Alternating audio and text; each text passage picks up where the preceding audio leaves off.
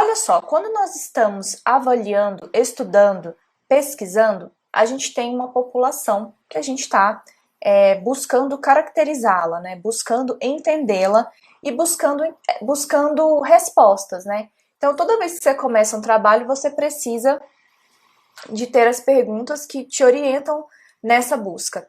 E não importa se você está trabalhando aqui com populações humanas, se você está trabalhando com populações de plantas, com populações de animais, de mamíferos, de insetos, não importa, gente. Uma vez que você tem a pergunta e o DNA, você é capaz de investigar qualquer coisa.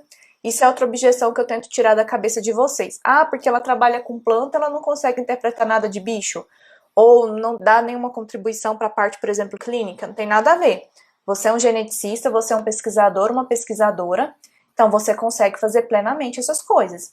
Mas você tem que ter em mente que você está avaliando uma população, você está avaliando um conjunto ali de indivíduos e você está investigando coisas sobre ele, ok? Certo. Então, vamos pensar numa população de pássaros aqui, só para a gente conseguir ancorar melhor. Quando você está pensando numa população de pássaros, imagina aí, um monte de passarinho que você viu. Quando você olha assim, meio que, digamos, a passando rapidamente, você não vê diferença entre eles assim tão grande. Você vai conseguir avaliar, se você for olhar o tamanho de bico, as penas, lá. Então, assim, demora muito essa caracterização fenotípica. Imagina a caracterização genética. É outro universo. Então, só olhando o fenótipo, assim, se eu estou trabalhando com marcadores neutros, é complicado eu determinar o meu genótipo, é complicado determinar minha diversidade genética. Você pode, quando você está trabalhando com populações assim, ter duas abordagens, né? A primeira é você caracterizar a variabilidade genética e a outra é você caracterizar a diversidade genética dessa população que é desconhecida para você, né? Afinal de contas, você coletou, está olhando para ela, mas não dá para você falar como que é sem antes acessar isso. Nós acessamos, geneticistas, a diversidade genética, a variabilidade genética a partir dos marcadores moleculares. Então, você vai escolher aí a classe de marcador molecular do seu interesse, que vai te ajudar a responder as suas perguntas, porque a partir dela você consegue obter, então, os dados genéticos, certo? Só que uma coisa, antes da gente trabalhar esse conceito de diversidade e de variabilidade, a diferença entre eles, que a gente tem que saber e deixar muito claro qual que é o conceito de polimorfismo genético.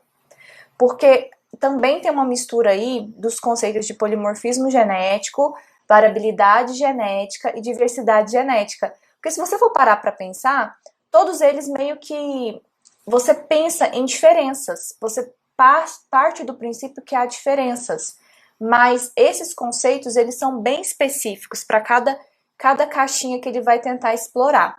Então, quando você vai buscar esses dados, extrair esses dados genéticos, você precisa de um marcador que seja polimórfico, ou seja, que para aquela região do DNA que ele vai gerar cópias, né, ou que ele vai ser sequenciado, aquela região que você escolheu estudar, você tem várias formas alternativas para ela. Então pensa, eu tenho aqui essa chave de fenda e ela é uma região que eu estou buscando estudar, tá bom? Então, essa região chave de fenda, ela precisa ter várias formas alternativas, todas vão ser chave de fenda, tá? Mas ela precisa ter várias formas alternativas para eu dizer que é uma região polimórfica do DNA. Só que tem uma definição para polimorfismo, não é simplesmente ter formas alélicas distintas, tá? Nenhum desses alelos que existe na sua população, nenhuma dessas formas alternativas pode ter uma frequência superior a 99%. Então, supondo que eu tenha essa variante aqui, que a minha chave de fenda é verde. Esse alelo chave de fenda verde, ele não pode estar com uma frequência na minha população, pensa na população de pássaros que eu havia falado com vocês, então ele não pode estar numa frequência maior que 99%. Nath, é só 99%? Não. Tem outra definição também que assume que um locus é polimórfico quando você tem uma frequência superior a... que nenhum deles tem uma frequência superior a 95%, tá?